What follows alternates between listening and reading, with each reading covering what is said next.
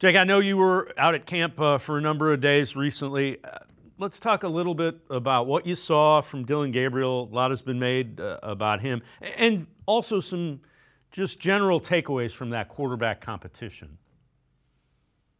Yeah, I think the thing that I would say is abundantly clear is if you hoped that the third or fifth round pick would be ready to start instantly, that's not going to be the case. Really, what I think you've seen, and largely because Flacco has just a leg up on experience, he's been also around Kevin for a little bit of period of time. That stuff plays in his favor. Not that Joe has done anything to wow the competition or sort of blow it away, but he's just been the most consistent.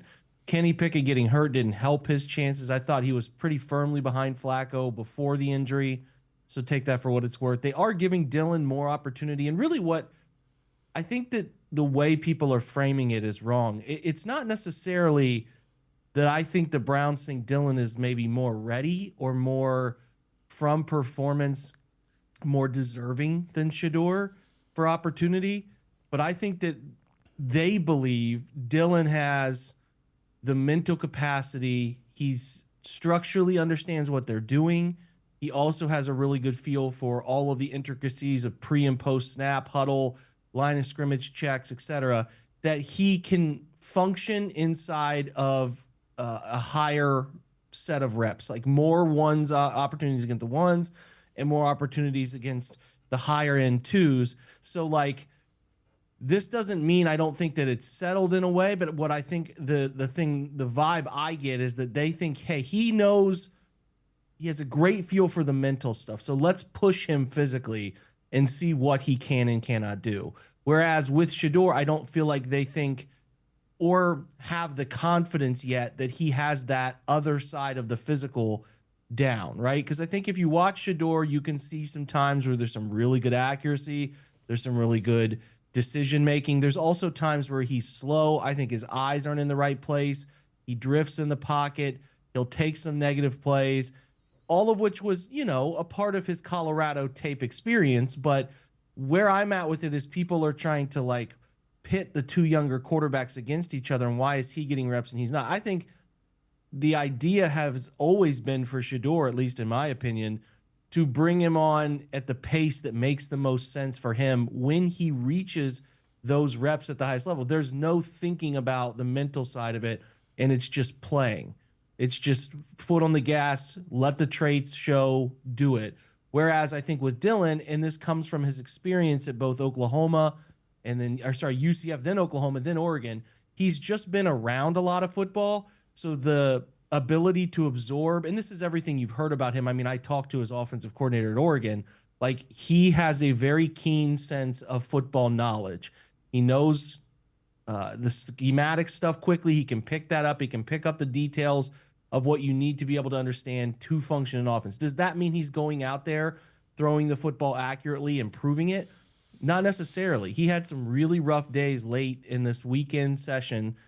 Friday and Saturday were the worst that he's performed. He's had better days, but the Friday, Saturday was rough, and it was tied parallel to the defense getting a little bit more diverse, getting a little bit tougher to play against.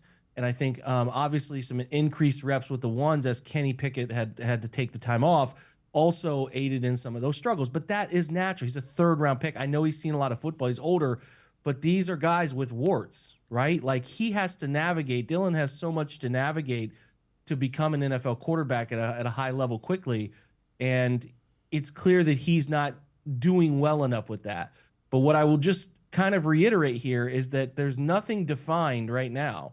Like, Shedeur is obviously working through what he needs to work through at the pace he needs to work through it. I don't think the Browns want to break him. The worst thing you can do is put him out there against the ones, high end twos consistently, and he doesn't know what he's doing. He loses confidence himself. His teammates lose confidence in him, et cetera, et cetera. So bringing him on slowly, I think, is a smart thing to do. They're also challenging Dillon. Is this a kid that's ready to go? Yeah, the mental stuff's impressive. The whiteboard stuff's impressive. But can he do the physical stuff? Let's exert a lot of energy into figuring that out. I think the answer has crystallized, in my opinion, but I understand where they're coming from with the process that they're getting to. And I know people want more and more and more, and a lot of folks who believe in Shedeur want more and more and more. I think it's, again, 5th-round pick. Let's have some patience and give them an opportunity to give him the opportunity at the right time. I think that's the whole thing here, because forcing a 5th-rounder onto the field in week 1 against Cincinnati, what are we doing? Why would you do that? That's just if he's not ready based on your experiences with him in the whiteboard sessions, in the film room sessions, and on the field, if he's not ready quite yet, why rush it? Let's get the mental caught up with the physical and see what happens from there. Yeah, and he's going to get an opportunity solely based on health if they don't Right. coming up here in the joint practices and preseason. So he will get a shot pretty early. He has, I mean, yeah, it's a matter of, like, we can't totally predict everything from now until Friday. Obviously, Kenny's missed a week and hadn't really done much of anything outside of some individual drill throws. But, sort of Monday session, I was surprised because both were cast as limited, but both Kenny and this is the first time I'd seen Kenny Pickett do this stuff in a minute. It had been a while. So Kenny and Dillon both operated inside 7-on-7 periods and some of the team periods. When they really went live, when they were doing like a less than 30-second drill to try to hit a first down and get into field goal range, they didn't play either of those guys because it was more competition based, really live, get after it. But the 11-on-11, which was, structurally just more of like a thud, used to call them thud 'em up. You're not bringing anybody to the ground. You're going at it, but you're not tackling or anything. They did not seem to have those guys set up. So I understand why they would want to bring the situation there with Tyler Huntley into the fold, just in case. You never know how soft tissue stuff is going to heal over any period of time.